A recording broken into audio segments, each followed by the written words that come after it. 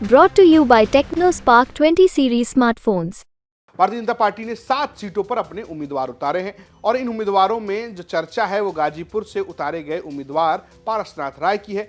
मैनपुरी से उतारे गए डिंपल यादव के खिलाफ जयवीर सिंह का है। तो साथ ही साथ जिस तरीके से रीता बहुगुणा जोशी और वीरेंद्र सिंह मस्त का टिकट कटा उस पर भी चर्चा है और बृजभूषण शरण सिंह को नहीं मिला टिकट, इस पर भी चर्चा है। जी हाँ, भारतीय जनता पार्टी ने 7 लोगों के नाम जारी किए। इसमें अगर आप जाति समीकरण देखेंगे तो 2 क्षत्रिय, 1 भूमियार, 1 कुर्मी और 2 अनुसूचित जाति के लोगों को टिकट दिया गया। दरअसल 2 सीटें सुरक्षित थी जो कि कौशाम्बी और मछली शहर। तो कौशाम्बी से विनोद सोनकर जो कि सांसद है उनको टिकट दे दिया गया और मछली शहर से वीपी सरोज जो सांसद है उनको भारतीय जनता पार्टी ने टिकट दे दिया। इसके अलावा बलिया से राजपूत समाज से आने वाले वीरेंद्र सिंह मस्त का टिकट कटा तो उनकी जगह चंद्रशेखर पूर्व प्रधानमंत्री उनके बेटे नीरज शेखर को भारतीय जनता पार्टी ने टिकट दे दिया।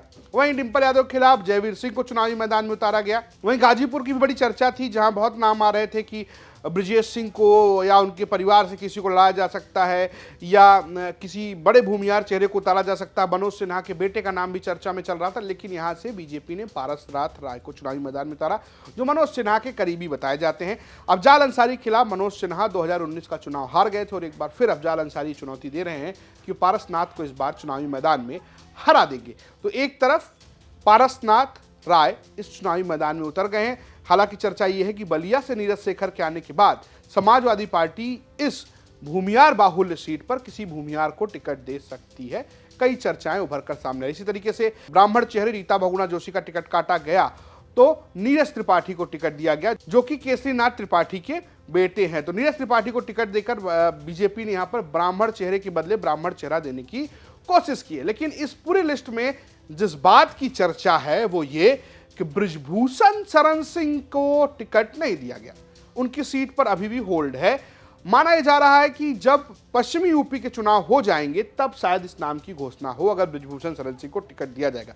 हालांकि सूत्र ये बताते हैं कि कोशिश ये है कि बृजभूषण शरण सिंह को ना तो उनके परिवार से किसी को टिकट दिया जाए। हालांकि जिस तरीके से पश्चिमी यूपी और काफी इलाकों में राजपूतों की एक विरोध कहिए या एक एजिटेशन कहिए देखने को मिल रहा है, ऐसे में बृजभूषण शरण सिंह का टिकट काटना बीजेपी के लिए थोड़ा मुश्किल हो सकता है क्योंकि वो एक बड़े राजपूत चेहरे हैं और उनका प्रभाव न सिर्फ उत्तर प्रदेश बल्कि मध्य प्रदेश और राजस्थान के इलाकों में भी है जहां वो जाते रहते हैं और लगातार उनका एक अपना तरीका है कि दबदबा कायम है, दबदबा कायम रहेगा।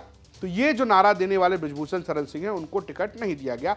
क्या इसका असर पश्चिमी यूपी में पड़ेगा? क्योंकि इससे पहले वीके सिंह का टिकट काटा गया, धनंजय सिंह को लेकर भी एक विरोध था और अब बृजभूषण शरण सिंह के टिकट पर होल्ड है। तो सवाल ये खड़ा हो रहा है कि क्या इसका पश्चिमी यूपी में असर होगा। हालांकि ये टिकट ज़्यादातर पूर्वांचल के हैं, लेकिन बृजभूषण शरण सिंह जो कि कैसरगंज सीट से अभी सांसद हैं, जिनके खिलाफ दिल्ली कोर्ट में चार्जशीट दाखिल हुई है, महिलाओं के यौन उत्पीड़न के मामले में उन पर केस चल रहा है और ये वो मामला है जिसमें तमाम पहलवानों ने दिल्ली के जंतर मंतर में उनके खिलाफ लंबा प्रदर्शन किया था और एक तरीके से जब पहली लिस्ट में उनका नाम नहीं आया तभी से माना जा रहा था कि उनके टिकट पर एक खतरा है। हालांकि बहुत सारे टिकट जिन पर खतरा था बीजेपी ने उनको रिपीट किया है, जैसे कि वीपी सरोज। मछली शहर से वीपी सरोज के नाम को भी चर्चा थी कि उनका टिकट कट सकता है, लेकिन वीपी सरोज को भारतीय जनता पार्टी ने टिकट दिया है। हालांकि रीता बहुगुणा जोशी और वीरेंद्र सिंह मस्त इनके नाम की चर्चा थी कि इनका टिकट काटा जाएगा, तो इनका टिकट काट दिया गया है। कुल मिलाकर बीजेपी जो है वो क्या फैसला लेती है बृजभूषण शरण सिंह पर, यह देखने वाली बात होगी और जो उनको रोका गया इसका क्या असर पश्चिमी यूपी के चुनाव में होता है ये भी देखना बहुत दिलचस्प होने वाला है।